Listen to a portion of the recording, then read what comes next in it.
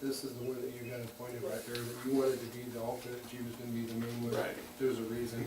Right. I got that. It's a great organization. It's served us all very well, I think. Any more questions of board members? Anyone from the public? Oh, I'm sorry, Supervisor Alba. So the 60%, what happens to the other 40%? Is that the part that was taken away? No, the 60% is part of that formula. So the money that would have come from the counties out of our realignment, and it never really did, it always went straight to CMSP, but it was county realignment funds went straight to CMSP. If they hadn't passed this law, it would be coming to us. And so the deal was that we will, at least for now, not have to pay more than the set rate that they've given us, which was right around $700,000 a year for us to put in the pool for CMSP.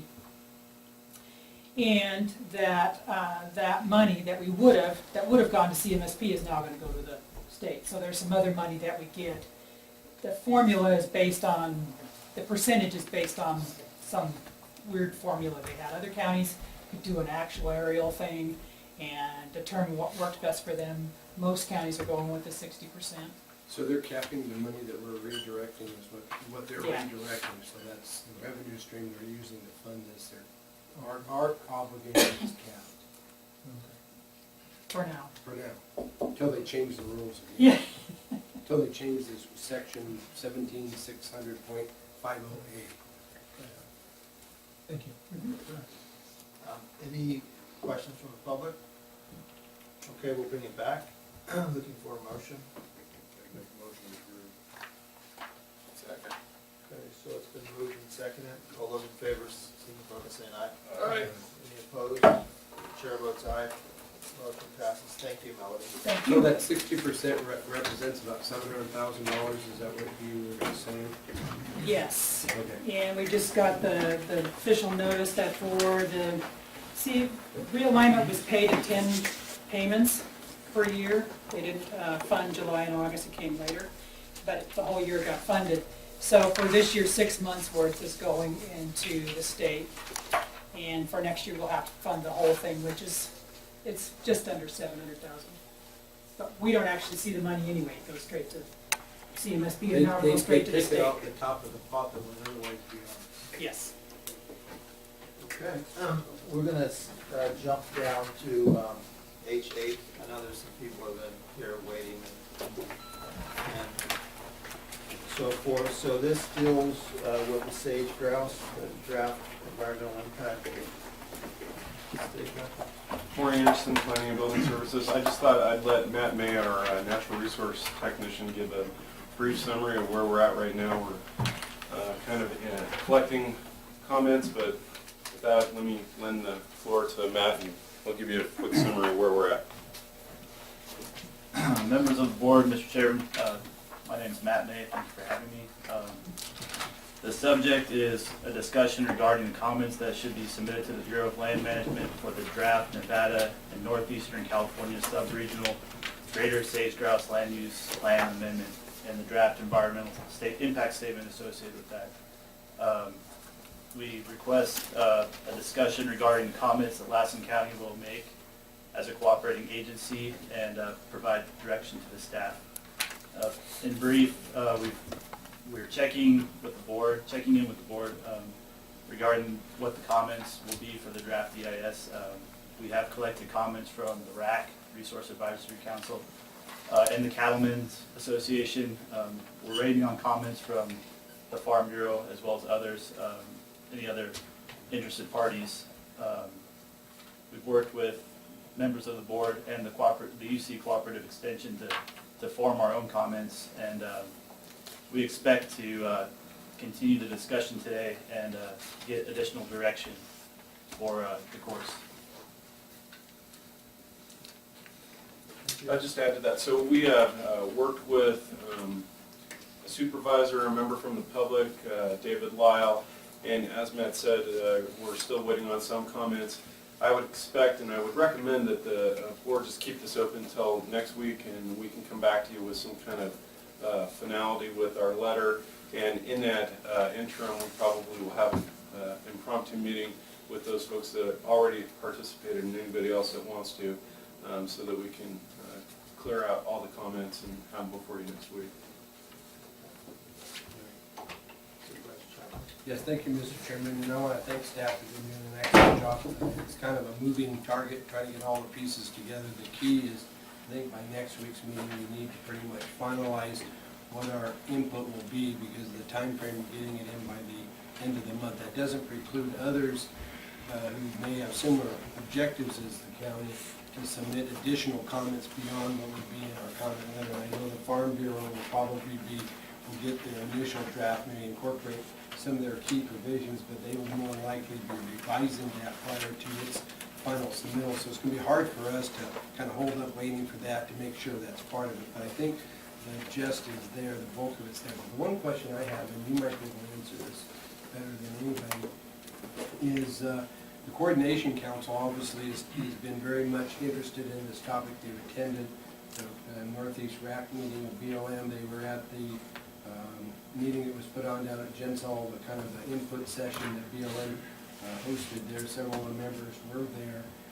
They voiced input, I know, at the RAC meeting as well. And I'm not sure if they have come up with any sort of definitive statement that they want to make a representation to, because if they do, it would be nice if we can get a copy of that to include along with the other stuff that we have here, because I think the more we're kind of like inclusive to the various concerns that are raised, it's just going to make the county's response hopefully more noticeable on the radar. You know, the big concern that I think we have to be concerned about, and at the little ad hoc meeting that was held the other day, you know, is dealing with how we could find ourselves being the place where, I mean, these things are scattered all over the landscape from here to North Dakota. I mean, there's multiple states, and they've got several sub-regions within the overall area that would be of concern. And this is kind of like Spotted Owl was for the timber industry. And, you know, obviously we have some LECs and some others that need to be preserved, and as we define, you know, kind of energy development or just public utilization of the public lands, you know, there are going to be certain areas that are going to have to be basically cordoned off and say we're going to avoid those because of the sensitivity to the population, irrespective of the fact that they may be prey to other creatures that, you know, that in the food chain are superior to them.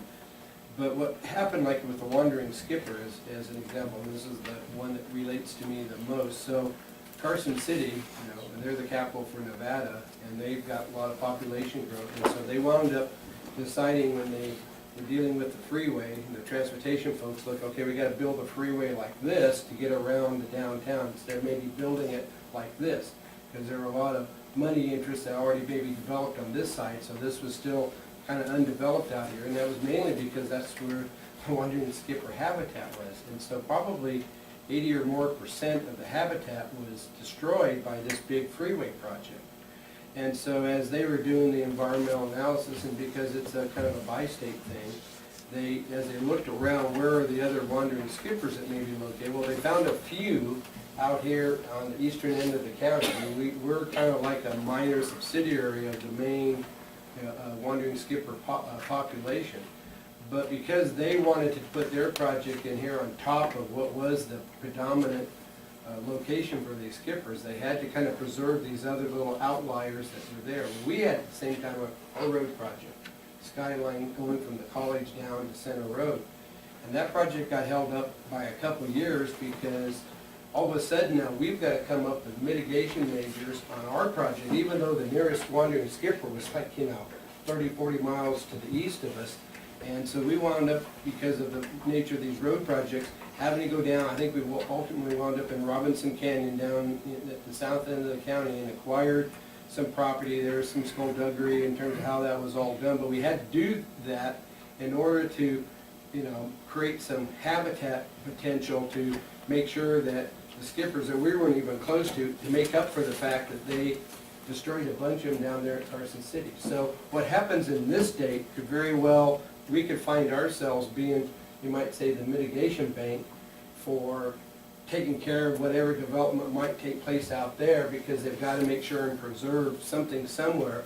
So we're shut down for development in order to allow development to take place somewhere else. And I think that's the danger that we want to make sure, we need to signal that, you know, obviously if we're going to have some development activities and we may potentially impact a potential elect in our jurisdiction, that we need to, you know, provide for mitigation for that, but we need to make it specific from area to area so that California is not the mitigation bank for Nevada or Montana or North Dakota, and vice versa. If we do something here, they're not being shut down to offset whatever we wind up doing, and that's what happens with these kind of programs, and that's what happened with the Wandering Skipper, and it did not bode well for us, and it cost us probably a good $500,000 more than we needed to spend in order to get the program. And I'm really concerned, and that, I think a lot of the comments that we have in here from the various entities collected so far do kind of emphasize some of those points. So hopefully that will be clearly put together when we have our final product going forth. And I think Matt, Maury, and Dave, and the rest of them, I think, are capable of doing it. But I think this is where the coordinating council can offer some substantive benefit to it. So, Thank you. thank you. Okay, thank you. I see Don in the audience. I'd like to review. He's a fellow member of the Coordination Council, and yeah, when I saw this issue on the agenda, that was I thought exactly that as a council lead, maybe you could help facilitate that. We Right, need to get yeah. over it. Pardon me, I'm Don Hanson, I'm the member of the Coordination Council for Lassen County. And to kind of answer Jim's question, we have, there's a small group that we've taken an active role. We've met with Ken and Derek at the bill and worked with them and looked over the responses from the RACs and the cattlemen, and also have some of our own concerns, and so we would like to get together with Maury and I think the timing is really critical, so I think those are the concerns we need, but I think we need to have them like between now and maybe next Tuesday if it's possible. I agree, yeah, and I wanted to check with and see when he wanted to get together and Excellent, go that's, for that. that's what I wanted to hear, that sounds like we're on, going in the right direction together. Yeah, I think so. Thank you. Okay, I'd like to open it up to the public. Anybody would like to speak on the matter?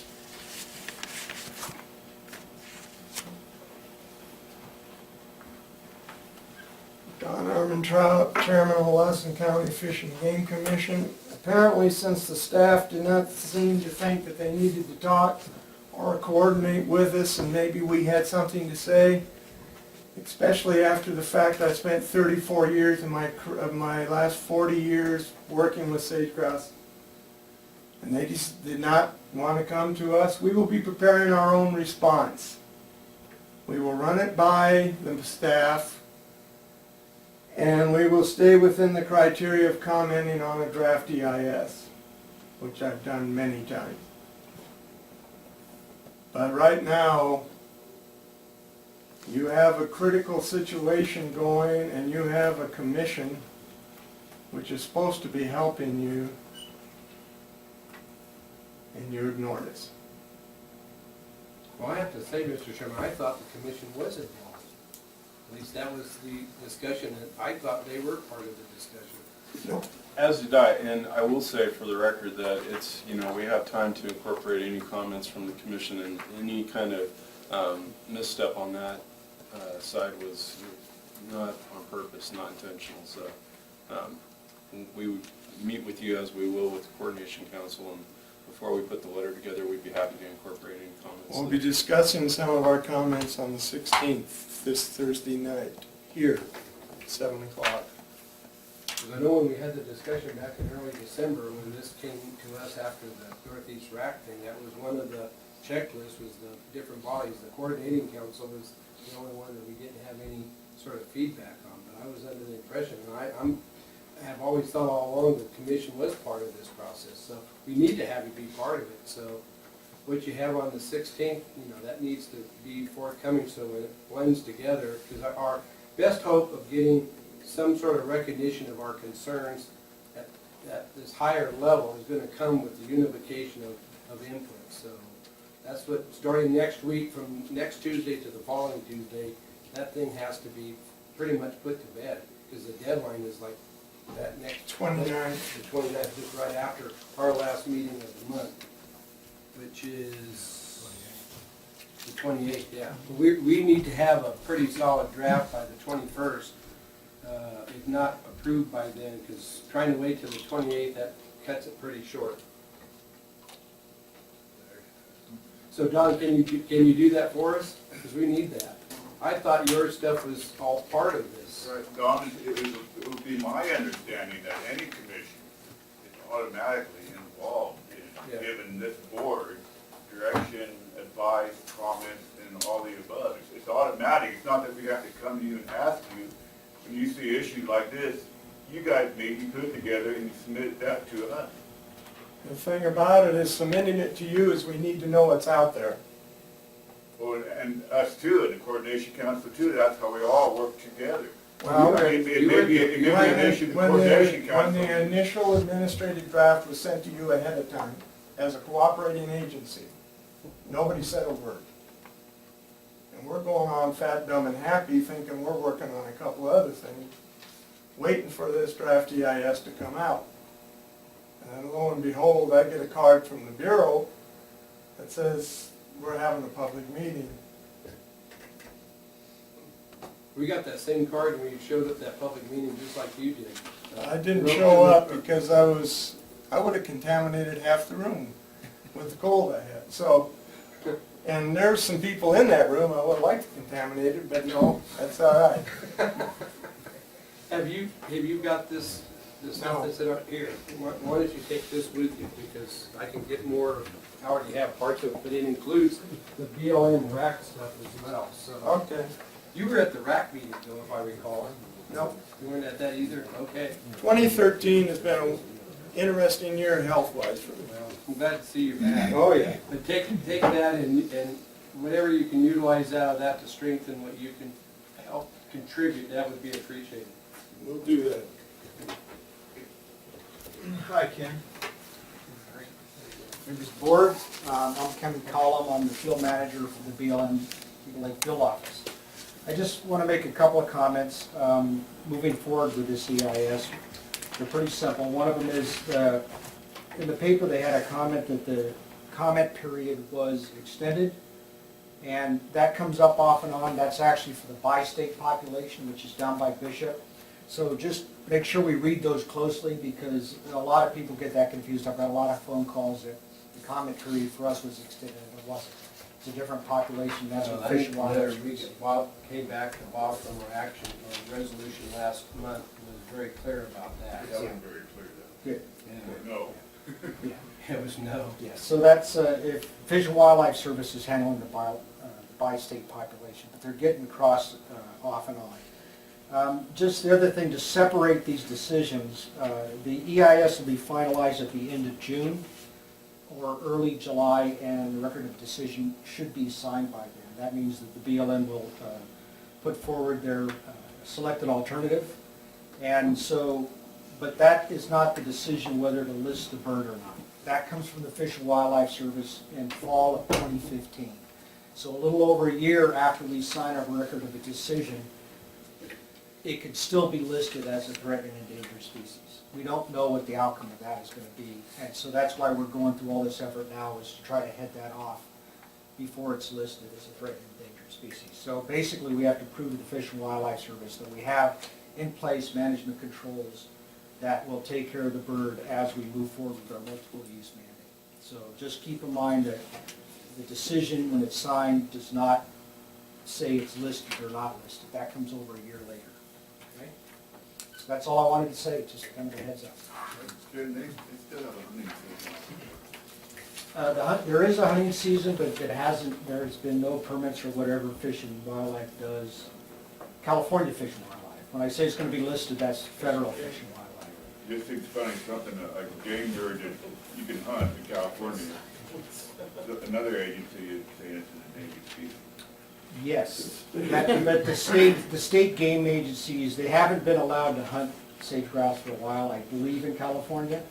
But in Nevada, they do have a hunting season. I think they take anywhere from 2,000 to 4,000 birds. But that's NDOW that manages that. And so I also know Fish and Wildlife Service in the Sheldon National Wildlife Reserve, and that's federal. They allow a small hunting season also, but they're the ones getting pushed to make it a threatened endangered species. So if you're trying to apply logic, Bob, yeah. Okay, so, yeah, so I don't know what the outcome of that's gonna be. So, and basically it affects, I think, 9 to 11 western states, just like Jim was saying, so it's a big deal, so. And I think what we have to do is make sure we don't get put in the position where they're transferring some, liability somewhere else as an offset to be imposed on us. Because that can happen real fast. And what we don't know is what's gonna happen if it is listed, if it's gonna be a acreage quota system or an animal quota system. Fish and Wildlife Service has given us no guidance, so we're just moving ahead as we see fit to keep the grounds open for what we need them open for. And one thing that's working to, I think, does help us in some respect is our resource management plans for our area were recently improved and adopted here in the last maybe 3 years. In a lot of these areas, they haven't had that for a long time, and part of what has aggravated the problem that's moved this thing to the level that it is those areas don't have kind of a management plan dealing with the sage grouse. And our plans reflect up-to-date and current, thoughts about how to do that, so hopefully that will work to our benefit as they're sorting out what needs to be done, and we're not going to be given some onerous task, because we've already accomplished a lot of what maybe these other areas need to do. Right, and we're in the sub-region with Nevada, northern Nevada, and so just like Jim was saying, that their last resource management plans were done in like the early 90s, late 80s. Yeah. And so they don't even discuss sage grouse. We do fairly extensively in our RMPs. So they'll be probably going from here to here, and hopefully we'll just be going from here to here. So that's a positive for us. Okay? Thank you, Kim.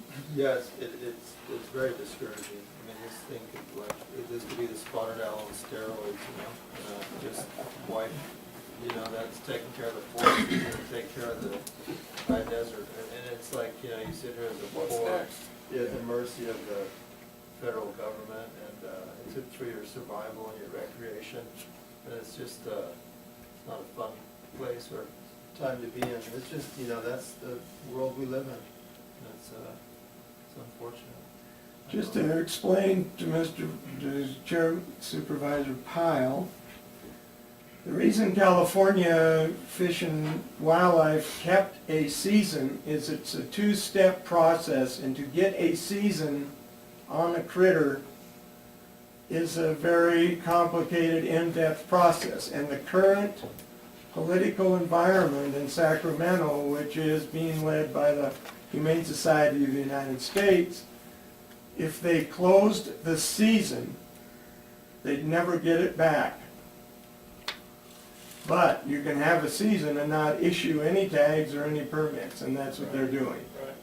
It's the common sense approach to an issue. Thank you, Doc. Yep. Okay. Before we move on, I'd just like to ask Maury, like that little session you pulled together last week just on the fly that you invited me to, if you have another one of those kind of working things as you're preparing for next week or the following week, can you make sure and include Dawn as part of the circulation of that email? Because we do need to have their coordinated input. As well, the coordination council. Yeah, and the coordination council. Absolutely. So I was going to ask you if you could make sure and do that. So Don, whatever transpires, that you need to be part of that. I didn't realize, and I really do feel that's something that should have been done, I thought was being done. It happened. Glad you're back. Yeah, thank you. You're looking good, but I'm not going to ask you for your weight loss plan because I'm afraid of that one. Okay, thank you. Thanks. We'll move on now. We're going to jump. We're going to jump up to H7. That is the, Don, don't leave if you can stick around. Don, don't leave, there's another item coming up, I want to make sure you're here for it. Okay. Maury Anderson, Planning and Building Services. Mr. Chairman, before you, staff is recommending that the board receive this report and consider the request by the Department of Army to execute a corrected quitclaim deed, and also to direct the county surveyor, if that is their direction, to prepare the corrected quitclaim deed and authorize the chairman to sign. Also, we thought we'd use this opportunity to get some direction on the airfield property in terms of possible disposal. So, in summary,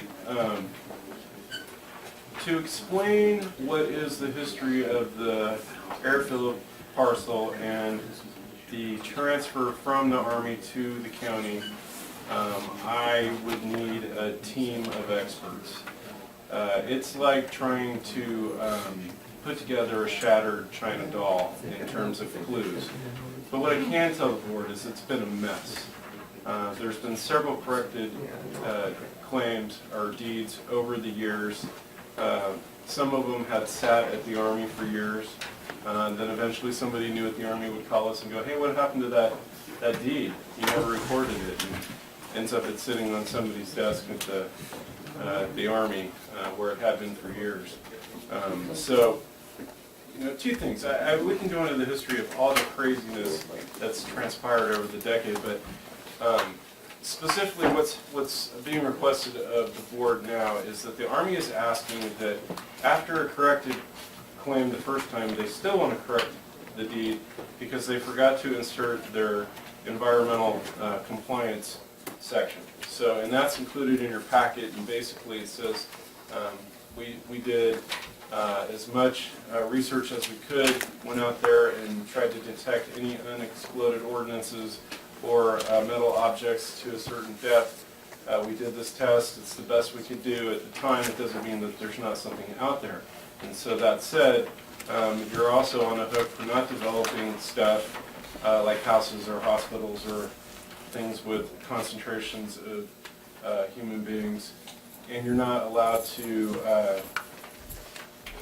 disturb the earth more than a foot deep. If you ever do, then you have to work through the state with a plan, a Department of Toxic, I don't get it wrong, but you have to work with the state to develop a plan for any kind of development. So, two things. They're asking us to do that, and then as a sort of a bone of contention or something that really irks me, that they also had the, thought it'd be a good idea that we do this work because they don't have the funding to do it. And so our surveyor did a cursory review of what they were proposing and noticed additional errors in their deed that need to be corrected if we were going to do this. So, you know, in terms of time and effort spent by our surveyor, it's pretty nominal. I mean, they're giving us this package to put in, and then there's some mistakes that we found subsequent. It's just sort of the point that the federal government doesn't have the staffing or funding available to do this themselves. It's just kind of roasting it the wrong way a bit. And then, you know, peripheral to that, the Army and the state have recorded CC&Rs that say essentially the same thing on the same property. And I have learned about the CC&Rs this week and then found that the original CC&Rs that they recorded were not proper, so they recorded new ones subsequent years later. And what I noticed about those is they don't include the county. So I find that kind of odd. But at the end of the day, I don't know why there's no reason that I see that we wouldn't do this. It's just kind of whether or not we should be doing the work.